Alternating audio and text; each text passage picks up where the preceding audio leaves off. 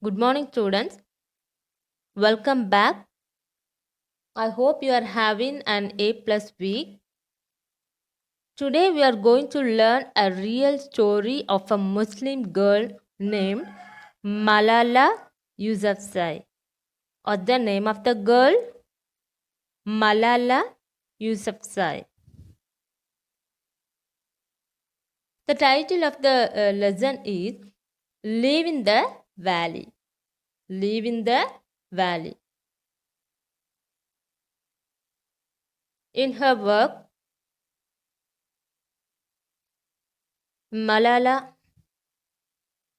a Muslim 12 years old girl, describes about two people. One is Taliban, the Muslim military power, and the other is Pashtuns, that is backward people who sit on floors rather than chairs. So they are backward people. So the Pashtuns girls are not allowed to attend school. Malala as a Pashtun girl, Malala and her family opposed this situation. They stood against the situation. So their experience is described in this lesson, Live in the Valley.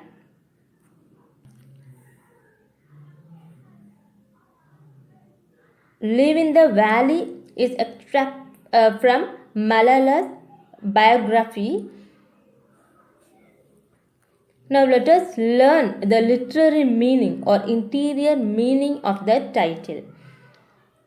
Live in the Valley. What's the title? Live in the Valley. So, valley is a place of plain or hollow land or lowland. It also says about a state of mind, that is a depressed mind. Depressed means bad mood.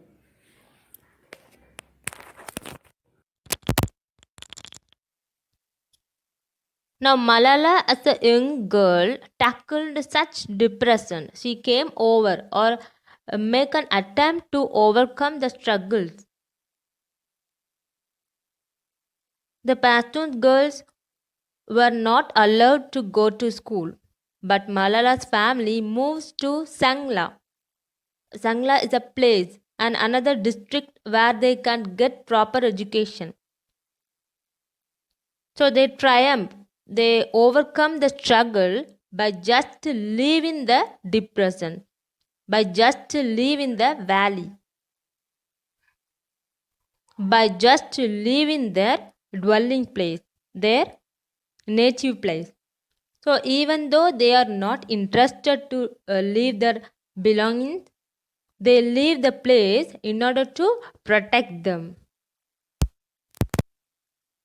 So leaving the valley is taken from the biography of Malala Yousafzai.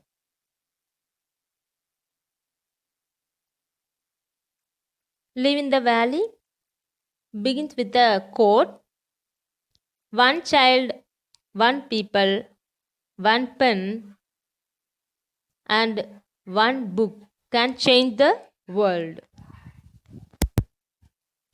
So, here one child, one people, and one pen means one writer, then one book can change the world. So, Malala was born in Pakistan. So her native place is Swat Valley in Khyber Pakhtunkhwa, situated in northwest Pakistan. She belonged to a Pashtun family where a local Pakistani Taliban, that is Taliban means Muslim military power, banned girls from attending school. They never allowed girl child to school. During that time, her family came to run a branch of schools in that place, and Malala was inspired by her father.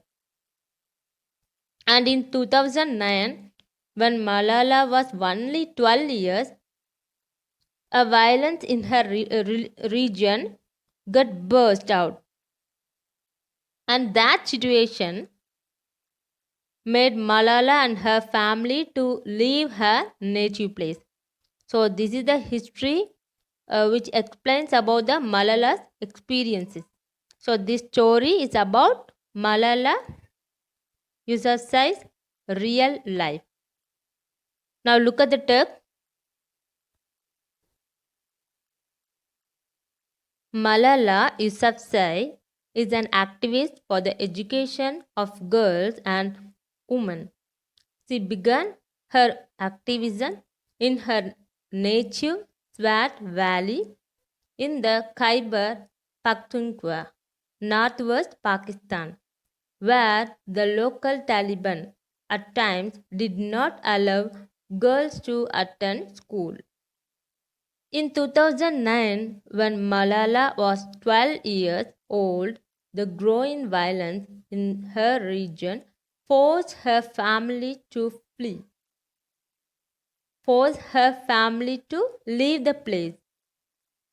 In this extract from her story, Malala describes this experience. So, in this piece, in this work, Malala describes her own experience.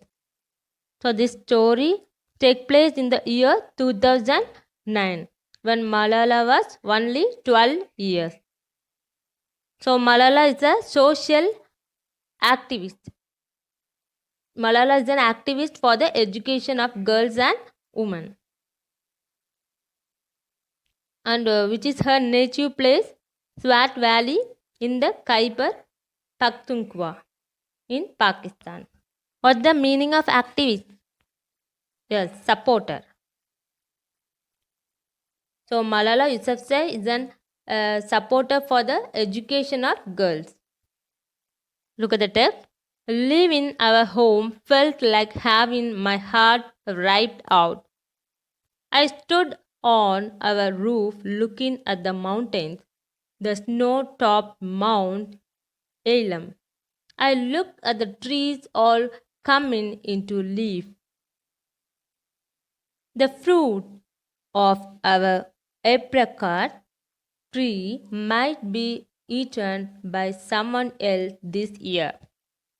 Everything was silent, pin drop silent. There was no sound from the river or the wind. Even the birds were not chirping. I wanted to cry because I felt in my heart that I might never see my home again. So before leaving her place, before leaving the valley, Malala stood on the roof top of her house and she felt that everything around her was so silent. She can understand the pin drop silent everywhere because she realized the nature was silent. Why? Because they are leaving their native place. There was no sound from the wind, there was no sound from the river. The birds were silent, so the entire nature was silent. She looked around the mountain, Elam. What's the name of the mountain? Elam. And she wanted to cry because she might never going to return back to her home. She started to cry because she might never going to return to her native place.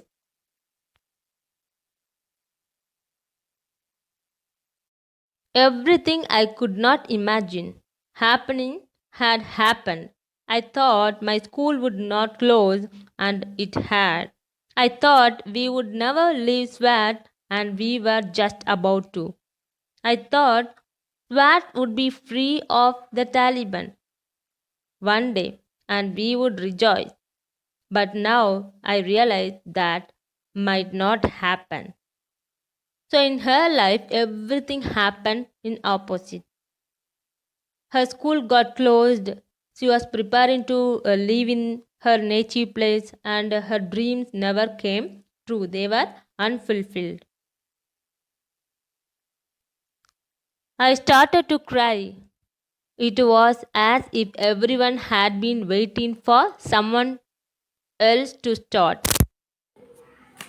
I started to cry. It was as if everyone had been waiting for someone else to start.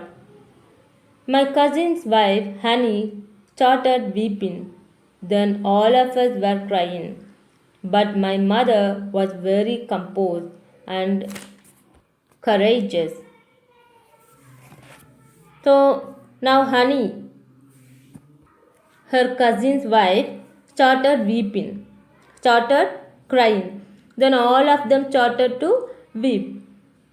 But Malala's mother was very controlled and she remained brave.